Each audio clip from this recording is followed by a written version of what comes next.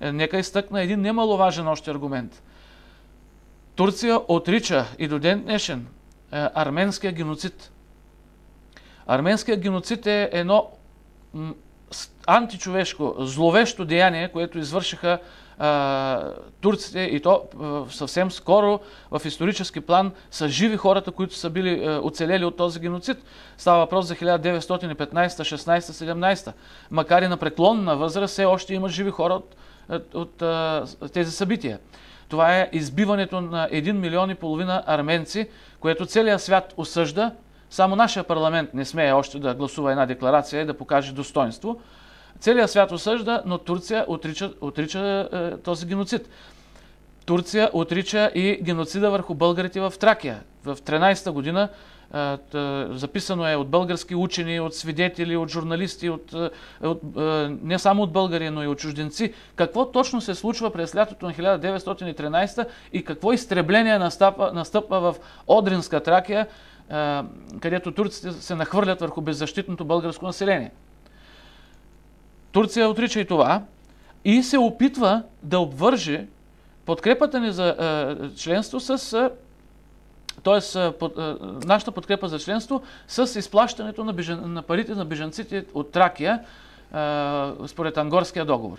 Ние тук, и с това приключвам отговора на този въпрос, ние сме категорично против въпроса с обезщетението на бежанците, Турция да го обвързва с българска подкрепа за Евросъюза.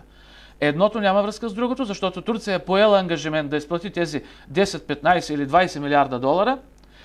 Поела го е чрез Ангорския договор, който е подписан през 1925 година, не го е анонсирала този договор и тя е длъжна да го изпълнява. Не може постфактум, допълнително, тя да го обвързва с нещо коренно различно като тяхното членство в Европейския съюз. Там си има критерии, там си има изисквания, които тя е длъжна да покрие. Що се отнася до нас от ВМРО, ние смятаме, че дори да покрие всички критерии по част от изборените от мен причини, които нямат връзка с критериите, поставени от Европа, Турция така или иначе не трябва да членува в Европейския съюз. Смятате ли, че ще срещнете подкрепата на гражданите?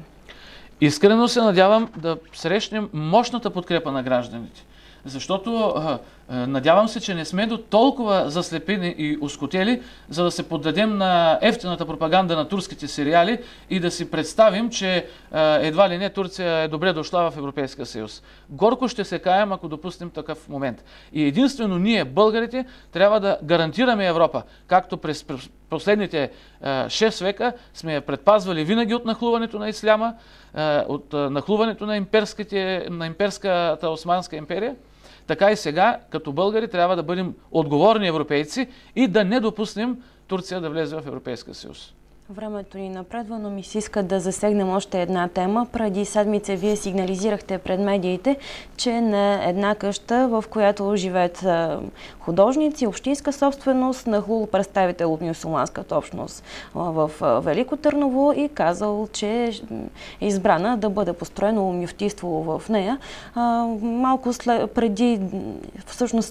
пресконференцията в телевизията се обади народният представител от ДПС Хасан Хаджи Хасан и заяви, че не се интересуват от тази съборетина. Цитирам точно. Вие как ще коментирате това?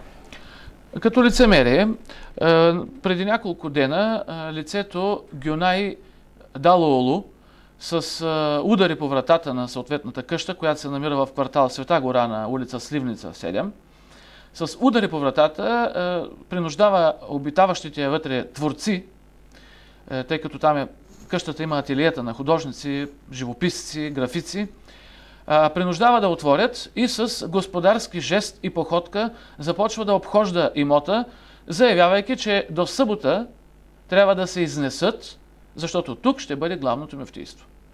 Хората разтревожени ни потърсиха и ние като отговорна организация решихме да реагираме, тъй като това е едно така безпардонно бабаитско поведение, което не за пръв път виждаме у представители на ДПС.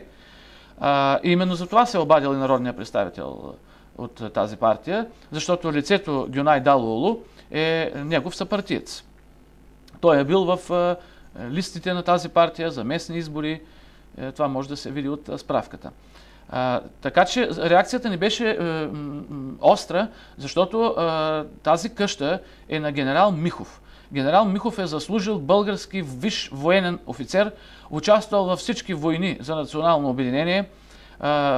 Тази къща е била на сестра му, Миша Врабчева, която по време на строежа на къщата той е изградил 2 стаи, в които да идва да посещава Велико Търново и да отсяда в тези 2 стаи.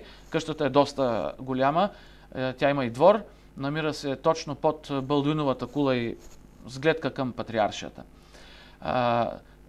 Тя е смесена собственост, не е изцяло общинска. Част от наследниците на генерал Михов също са съсобственици. И ние смятаме, че в къщата на един български генерал не може да се нанесе мюфтийство. В повечето от тази общност живеят извън град Велико Търново. Те, за да посещават, ако въобще желаят да посещават такова мюфтийство, те ще пристигат в града на автогарата и на гарата.